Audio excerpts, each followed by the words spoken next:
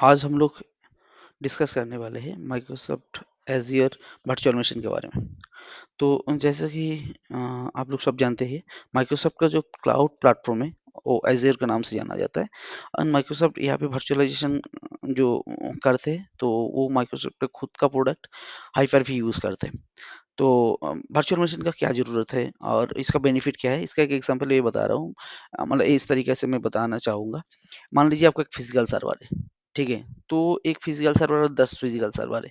तो 10 physical server के लिए ना आप मान लीजिए आज का डेट में परचेज़ किए और 5 साल बाद उसका जो आज का जो परफॉर्मेंस था, तो 5 साल बाद ना उसका परफॉर्मेंस सेम नहीं रह सकता है। हर चीज़ का ना एक एंड ऑफ लाइफ होता है, ठीक है? तो एजिंग होता है। तो उस हिसाब से देखा जाए तो सर्टेन टाइम के बाद आपका सर्वर फिर रिप्लेस करना है, ह्यूज अमाउंट फिर इन्वेस्ट करना है सर्वर खरीदने के लिए। एक बेनिफिट है वर्चुअल मशीन का। सेकंड बेनिफिट ये है, आप अगर फिजिकल मशीन ले रहे हो, तो फिजिकल मशीन के लिए उसका ना फिजिकल लोकेशन होना ज़रूरी है, ठीक है?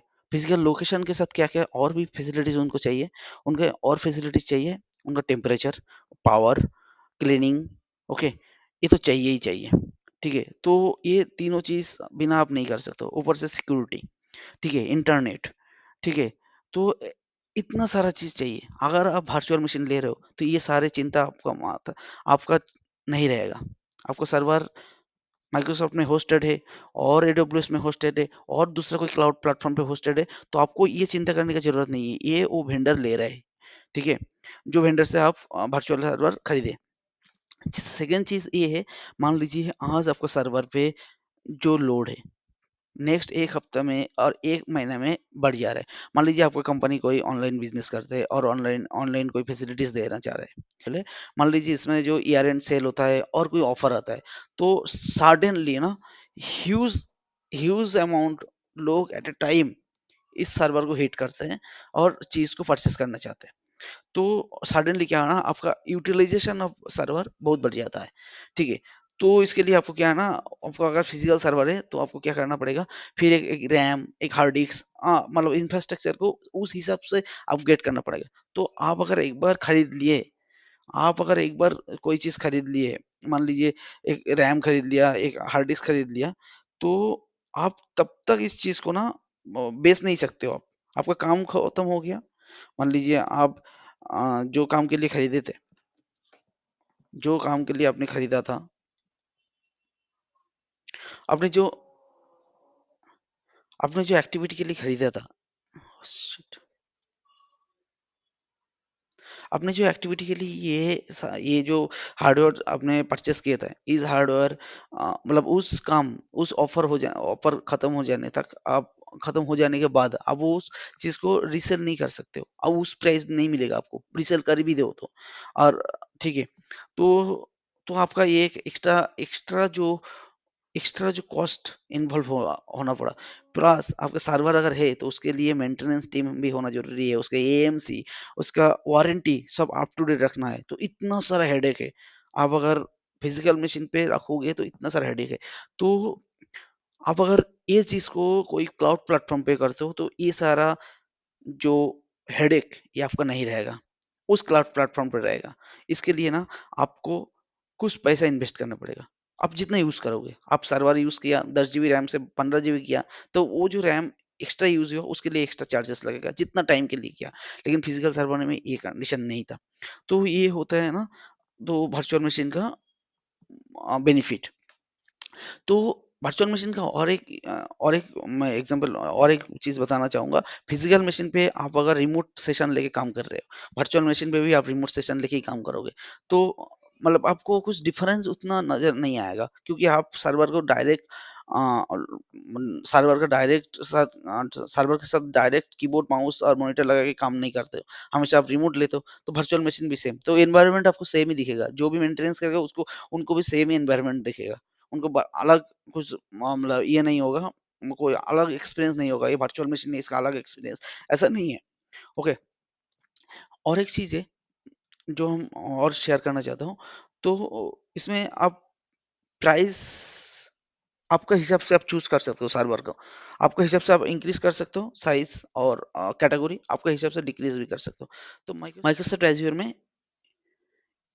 इतना सारा टाइप का आपका सिस्टम सिस्टम क्रिएट कर सकते हो। इसके अंदर क्या होता है ना, इसके अंदर आप क्या कर सकते हो, बेसिक से स्टैंडर्ड 2 टायर में होता है, ठीक है? तो एंट्री लेवल, अब अगर एंट्री लेवल का कोई सर्वर क्रिएट करना चाहते हो जिसमें आप सिर्फ प्रैक्टिकल करना चाहते हो, जैसे हम आप लोगों को बता रहे हैं, तो हम लोग प्रैक्टिकल करते हैं। तो प्रैक्टिकल करने के लिए एंट्री लेवल सर्वर इनफ होता है, ठीक है? और जनरल पर्पस सर्वर इनफ होता है। अगर किसी ने कोई काम किया जिसमें मेमोरी बहुत यूटिलाइज होता है, तो उनको मेमोरी ऑप्टिमाइज सर्वर होता है। तो मेमोरी ऑप्टिमाइज सर्वर क्या होता है? E series, E S series, MD series, okay, M series और ईडी सीरीज, ओके। किसी ने कंप्यूट कोई एक्टिविटी करने वाला है, ठीक है, उनके लिए एफ सीरीज होता है। ऐसे माइक्रोसॉफ्ट में ना बहुत सारा सीरीज होता है। तो यहाँ पे 8 सीरीज यहाँ पे मेंशन्ड है, ओके। तो इसके अंदर कुछ सीरीज में ना माइक्रोसॉफ्ट कुछ सीरीज में क्या किया, कुछ सीरीज में एएमडी का प्रोसेसर रखे, किस कुछ सीरीज में इंटेल का प्रोसेसर रखे। जैसे डी ए सीरीज जो होता है उसमें एएमडी का प्रोसेसर होता है, और जो डी सीरीज होता है वो उसमें इंटेल सीरीज प्रोसेसर यूज होता है, ओके। तो ये होता है। आप अगर चाहो, हम वर्चुअल मशीन पे लिनक्स इंस्टॉल करना, विंडोज इंस्टॉल करना, उबुंटू इंस्टॉल करना, ओके, सुसे इंस्टॉल करना, तो सारे ओएस अवेलेबल है, ओके। तो आप आपका रिक्वायरमेंट के हिसाब से आप पहले देख लीजिएगा ओएस अवेलेबल है कि नहीं। ऐसे ऐसा सारा ओएस अवेलेबल रहता है, ठीक है। तभी भी आप एक बार आपको क्रिएट करने के लिए पहले चेक कर लेना। अब अगर कोई स्टोरेज ऑप्टिमाइज कोई एक्टिविटी आप करोगे, सर्वर करोगे, तो उसमें एल सीरीज आप यूज कर सकते हो। किसी में हाई परफॉर्मेंस कंप्यूट करेंगे, तो उसमें आप एच बी और एच सी सीरीज यूज, मान लीजिए ऐसा कोई आप सिस्टम चाहते हैं जिसमें बहुत सारा जीपीयू रिलेटेड एक्टिविटी हो, ओके, ग्राफिक्स रिलेटेड एक्टिविटी हो, तो उसमें आप N series, N D series और एन भी सीरीज अवेलेबल है। तो ये जो पिक्चर आप देख रहे हो ना, वेबसाइट से मैंने डाउनलोड किया है। ये जस्ट कैटेगरी दिखाना। चलिए हम लोग एक डेमो देख लेते हैं, ठीक है। ये मेरा फ्री ट्रायल अकाउंट है, ओके। तो ये मेरा ये माइक्रोसॉफ्ट एज्योर पोर्टल का ये लॉगिन पेज है, ओके। यहाँ पे हम मेरा यहाँ पे दिखाता है, इसका बिहाइंड में है मेरा यूजर आईडी पासवर्ड, ओके। तो आप वर्चुअल मशीन क्रिएट करने के लिए पहले ना आप दो चीज कर सकते हो। एक तो आप पोर्टल, माइक्रोसॉफ्ट पोर्टल मेनू, ये पोर्टल मेनू पे क्लिक कर सकते हो। क्लिक करके यहाँ से ना वर्चुअल मशीन सिलेक्ट कर सकते हो। तो आप स्क्रॉल करोगे तो वर्चुअल मशीन दिखाई देगा, वर्चुअल मशीन, जस्ट मिनट, ये वर्चुअल मशीन, ओके। यहाँ से आप क्रिएट करोगे तो क्रिएट हो जाएगा, व्यू करोगे तो देख पाओगे कितना क्रिएटेड है, ओके। अदरवाइज आप यहाँ पे वर्चुअल मशीन, हम मैंने मशीन ही लिख दिया, ठीक है। तो ये देखिए वर्चुअल मशीन आ गया। तो यहाँ से भी आप कर सकते हो वर्चुअल मशीन क्रिएट। तो मैंने यहाँ से क्लिक किया जस्ट वर्चुअल मशीन के ऊपर, मेरा ऑलरेडी कुछ वर्चुअल मशीन क्रिएटेड है जो दूसरा लैब के लिए मैंने ऑलरेडी क्रिएट करके रखे, ठीक है।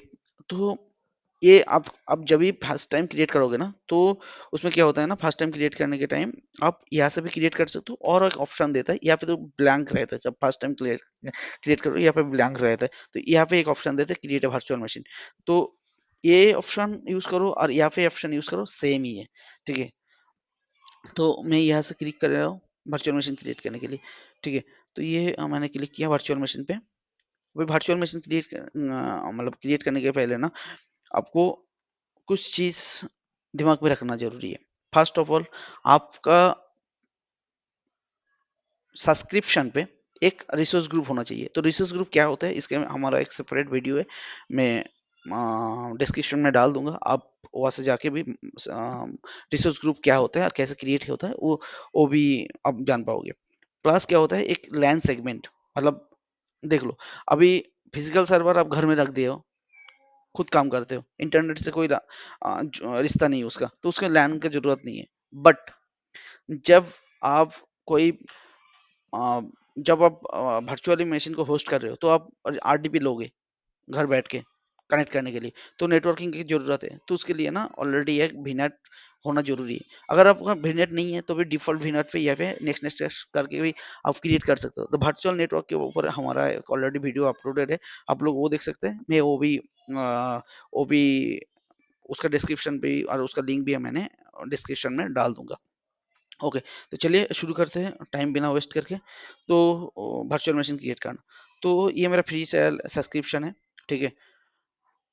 सेकेंड रिसोर्स ग्रुप, तो मेरा एक ऑलरेडी रिसोर्स ग्रुप है, ठीक है। तो मैं यहाँ पे ना नया रिसोर्स ग्रुप क्रिएट करके आपको दिखा रहा हूँ। नया रिसोर्स ग्रुप क्रिएट कर रहा हूँ, VM virtual machine, okay, virtual machine resource group. Okay, तो वर्चुअल मशीन रिसोर्स ग्रुप में मैंने क्लिक किया, ओके किया। अभी वर्चुअल मशीन का नाम देना जरूरी है, तो आप हाँ आपका पीसी का भी होस्ट नाम देते हैं, तो यहाँ पे भी होस्ट नाम देना है। तो मैंने VM001 वर्चुअल मशीन का नाम मैंने डाल दिए, वर्चुअल मशीन 001। ओके, आप कौन से रीजन पे क्रिएट करना चाहते हो, तो यहाँ पे 36 रीजन है। अभी तो अभी का डेट में जो मेरा सब्सक्रिप्शन पे अवेलेबल है वो दिखा रहा है। तो मैं यहाँ पे ना, मैं हमेशा ना जापान जापान को ज़्यादा प्रायोरिटी देता हूँ, और मैं इंडिया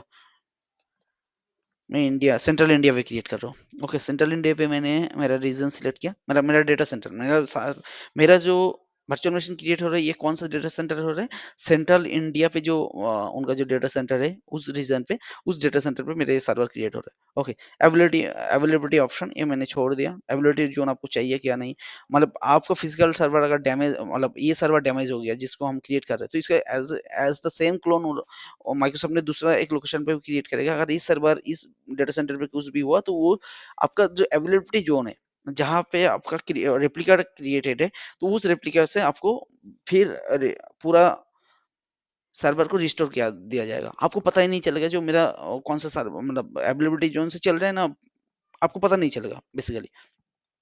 ओके, सिक्योरिटी टाइप मैंने स्टैंडर्ड छोड़ दे रहा हूँ। इमेज, ये इमेज जो है ना ये ओएस होते हैं, आप कौन सा ओएस लोगे, उबंटू लोगे, हाँ, सुसे लोगे, रेड हैट लोगे, ओरेकल लोगे।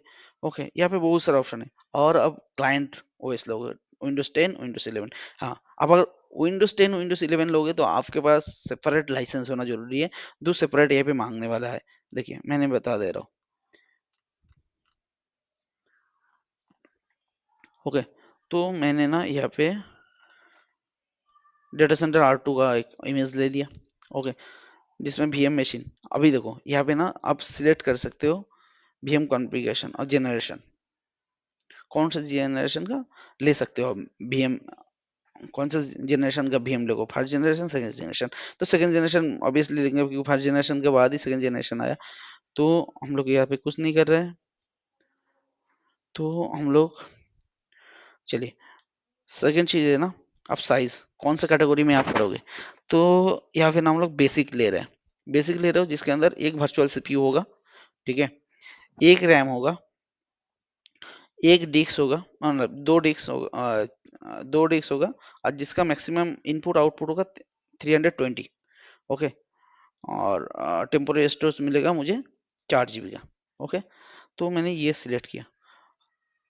ओके, सिलेक्ट किया, ये डिफॉल्ट सिलेक्ट भी हो चुका था। तो यहाँ पे ना ये दिखा रहा है, अब अगर ये सर्वर आपका 24/7 चला और 1 महीना तक चला, तो इसके लिए 799.41 पैसा इंडियन करेंसी से आपको देना पड़ेगा। ये इसका कॉस्टिंग है 1 महीने के चलने का। यहाँ पे आपको सिस्टम पे जो उस नाम से लॉगिन करना चाहते हो उस लॉगिन नेम दे सकते हो। तो मैं यहाँ पे रूट एडमिन दे दे रहा हूँ, पासवर्ड में मेरा हिसाब से क्रिएट कर रहा हूँ, आप आपके हिसाब से क्रिएट कीजिएगा। ओके, तो आप सर्वर को कनेक्ट कैसे करोगे, तो आप सर्वर को कैसे कनेक्ट कर सकते हो, आप ये ऑप्शन है आपके पास, ये चारों ऑप्शन से आप क्रिएट कर सकते एक्सेस कर सकते हो, HTTP से, HTTPS और SSH के थ्रू, और RDP। तो मैंने RDP चूज किया। ओके, बाद में आप चेंज भी कर सकते हो इस पोर्ट को। तो इसके बाद ये फर्स्ट पेज हो गया, या फिर कुछ पेजेस है, कुछ स्टेज है, disk networking management monitoring advance tag and create and review. तो माइक्रोसॉफ्ट ना क्रिएट करने के पहले भी आपको ऑप्शन देते हैं, आप चेक कर लो और खुद भी एक बार वैलिडेट कर लेते हैं ये सारी चीज सही अपने फॉर्म जो है माइक्रोसॉफ्ट वर्चुअल मशीन का जो फॉर्म है, हाँ वो फॉर्म आपने ठीक से भरा कि नहीं, जो जो जो चीज चाहिए बेसिक नीड एक वर्चुअल मशीन क्रिएट करने के लिए, सारी चीज आपने फिल किया कि नहीं, उसके बाद ही आपको क्रिएट करने देते हैं। तो ये सारे पेजेस बोल सकते हो आप, जैसे कोई भी फॉर्म आपने कोई पॉलिसी परचेस की है, बैंक अकाउंट ओपन किया, तो उसमें भी एक फॉर्म देता है, तो ये भी वर्चुअल मशीन एक फॉर्म ही है माइक्रोसॉफ्ट जो आपको दे रहा है, जिसको आपने फिलअप करना जरूर है। तो यहाँ पे मैंने नेक्स्ट करूंगा तो डिस्क में आ जाएगा। तो आप कौन सा डिस्क लोगे, premium SSD, okay, standard SSD और स्टैंडर्ड HDD। तो प्रीमियम एसएसडी क्या होता है ना, अच्छा इनपुट आउटपुट देते हैं, ठीक है, उसका परफॉर्मेंस अच्छा होता है। एचडीडी तो आप जानते ही हो, अब तो आज का दिन तो एचडीडी ऑब्सोल्यूट हो ही चुका है, ठीक है, तो मैं प्रीमियम एसएसडी ले रहा हूँ। ओके, तो इसके बाद मैं पहले क्या किया था ना, यहाँ पे नेक्स्ट किया था, तो यहाँ पे यहाँ से सिलेक्ट करो नेटवर्किंग पे जाके मैंने ये डिफ़ॉल्ट, देखिए ऑटोमेटिक आ चुका है, मुझे कुछ करना नहीं पड़ा। तो इसमें एक रिसोर्स ग्रुप जो है हमने क्रिएट किया था फर्स्ट, ठीक है, इस फॉर्म पे ही, और इसमें डिफ़ॉल्ट एक सबनेट क्रिएट हुआ और अब पब्लिक आईपी भी क्रिएट हुआ। आप चाहो तो पहले वीनेट क्रिएट करके, मतलब पहले वीनेट क्रिएट करके बाद में भी कर सकते हो ये चीज़, मतलब वर्चुअल मशीन उसके अंदर डाल सकते हो, और नहीं तो अब वर्चुअल मशीन जब कर रहे हो तभी वीनेट क्रिएट हो जा रहा है, मतलब ऐसा है। तो मुझे मैनेजमेंट में कुछ नहीं करना है, मॉनिटर में भी कुछ नहीं करना है, एडवांस में मुझे कुछ करना ही नहीं है, मुझे फिलहाल कुछ करना नहीं है, टैग में मेरे को जाना ही नहीं है, रिव्यू एंड क्रिएट मैं रिव्यू करने दिया, माइक्रोसॉफ्ट फॉर्म को वेरीफाई कर रहे हैं, मैंने जो किया बस। अभी देखिए माइक्रोसॉफ्ट में ना कुछ छुपा के रखता नहीं है। आप जब भी सर्वर क्रिएट करोगे उसके पहले भी आपको बता दे रहे हैं, आप अगर 1 घंटा ये सर्वर के चलाओगे, 1 घंटा, तो आपको अकाउंट पे 1.0951 INR बिलिंग होगा, ठीक है।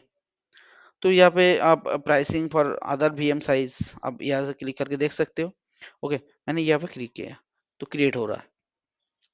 तो ये जो हमारा वर्चुअल मशीन वो क्रिएट होने जा रहा है, वो इनिशियलाइजेशन हो रहा है।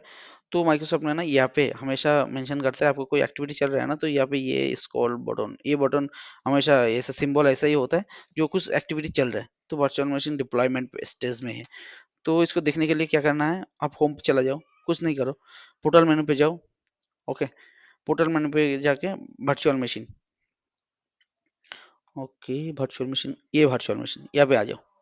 तो मेरा ऑलरेडी ये 3 वर्चुअल मशीन है जो डीसी आरजे ग्रुप पे है। ओके, ये east Japan, east Asia, central India पे क्रिएटेड, छोड़ो, ये हमारा जो क्रिएटेड मशीन है ना वो अभी तक क्रिएट नहीं हुआ। तो सेकंड चीज मैं और एक चीज बताना चाहूंगा, ये सर्वर जब भी क्रिएट हो रहा है ना, सर्वर को यूज के हिसाब से पैसा लिया लेता है माइक्रोसॉफ्ट। और और आपका अगर फ्री ट्रायल अकाउंट है तो आपको, आपसे मेरा रिक्वेस्ट ये है, आपका जो भी अमाउंट माइक्रोसॉफ्ट ने प्रोवाइड किया लैब करने के लिए, फ्री यूज करने के लिए, आप आपका एक्टिविटी खत्म हो जाने के बाद ही ना आप डिलीट कर दो, और रिसोर्स ग्रुप से ही डिलीट कर दो, पूरा रिसोर्स ग्रुप डिलीट कर दो, तो आपको पैसा जो है ना वो उतना ही यूज होगा। आप अगर छोड़ के चला जाओगे और सिस्टम को जो खुला रख दिया, डिलीट नहीं किया, तो उसका प्राइसिंग और जो बिलिंग जो है ना वो बढ़ते रहेगा। तो मैंने यहाँ पे एक बार रिफ्रेश करने से ना नया वीएम आ जाएगा, ये हमारा नया वीएम वीएम 001।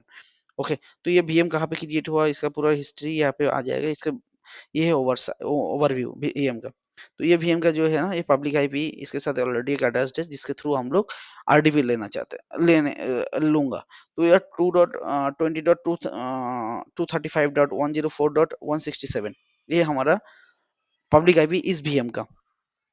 ओके, तो ये कहाँ पे हुआ, ये वर्चुअल नेटवर्क क्या है इसका, V M R J V net default एक सबनेट क्रिएट हुआ जिसके अंदर है, ठीक है। तो इसमें मैं नेटवर्किंग में आ जाता हूँ, इसमें ये नेटवर्किंग है, ठीक है। ये नेटवर्किंग में आपको दिखाई देगा इसका जो एनआईसी कार्ड जो है ना, ये फिजिकल मतलब लॉजिकल आईपी, आईपी क्या है, प्राइवेट आईपी, प्राइवेट आईपी ये है, उसका पब्लिक आईपी ये है, ठीक है।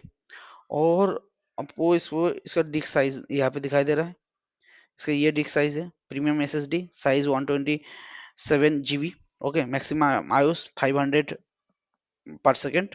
ओके, मैक्सिमम थ्रूपुट 100, और इसका एनक्रिप्शन मेथड भी यहाँ पे मेंशन्ड है।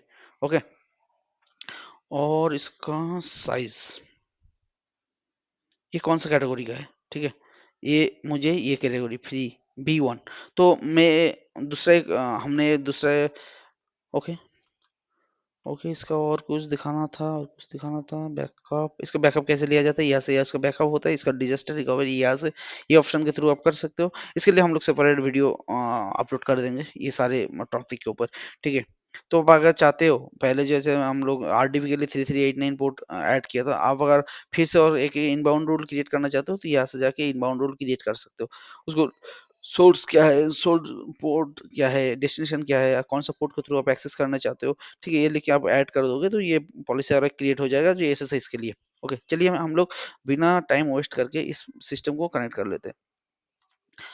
ठीक है, ठीक है, इसका कनेक्ट करने के लिए क्या है ना, सॉरी, इसका कनेक्ट करने के लिए क्या है ना, हम लोग क्या करेंगे, इसे दो तरीके से आप कनेक्ट कर सकते हो। आप ये पब्लिक आईपी को आपका सिस्टम से ना हिट करके MSTSC का मतलब रिमोट डेस्कटॉप जो सर्विस है उसके थ्रू एक्सेस कर सकते हो। अदरवाइज आप RDP फाइल ऐसे डाउनलोड कर सकते हो। तो आप इस वर्चुअल मशीन, जो भी वर्चुअल मशीन आपके पास क्रिएटेड है उसके ऊपर सिलेक्ट, उसको ओपन करो, मतलब सिलेक्ट करो। सिलेक्ट करने के बाद ना कनेक्ट पे क्रिएट करो। कनेक्ट पे क्रिएट करने के लिए ना वो RDP फाइल डाउनलोड करने के लिए बता रहा है, तो RDP फाइल डाउनलोड कर लो। ये RTB फाइल है, मैंने डाउनलोड कर लिया। दिखाना था ना, ये सर्वर अभी रनिंग है। इसके रनिंग के मतलब क्या है ना, ये देखो स्टॉप है और रीस्टार्ट है, स्टार्ट बटन है ही नहीं। तो आप अगर सर्वर को डाउन करना चाहते हो तो स्टॉप कर दे सकते हो। आप अगर सर्वर को रिस्टार्ट करना चाहते हो यहाँ पे क्लिक कर दो, सर्वर ऑटोमेटिक रिस्टार्ट हो जाएगा, कर सकते हो। चलिए हम लोग बिना टाइम वेस्ट करके सर्वर को एक्सेस कर लेते। जब भी हमने जो RTB फाइल डाउनलोड किया उसके ऊपर क्लिक किया तो ये कनेक्ट होने के लिए बता रहा है।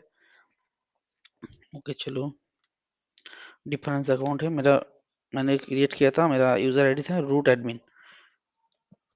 पासवर्ड, मैंने मेरे पासवर्ड डाल दिया।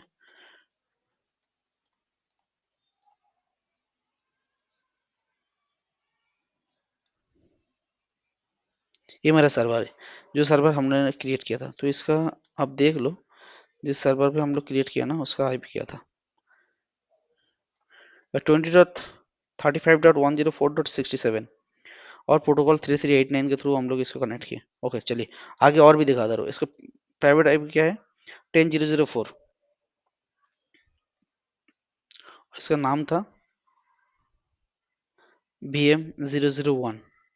तो ये तीनों चीज़ हम लोग वेरीफाई कर लेंगे। इसको वेरीफाई करने के लिए हम लोग क्या करना है, कंट्रोल पैनल पे जाना है, जाओ, सॉरी,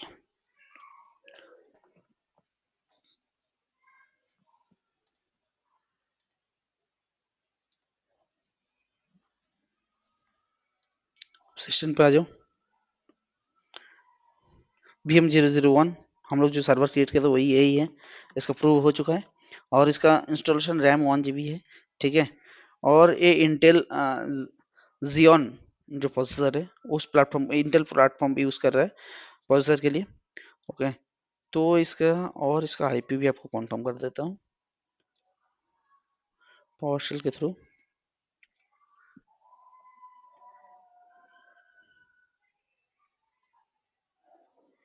ओके, मैंने IIS सर्विस ऑन कर दिया गलती से पावरशेल की जगह।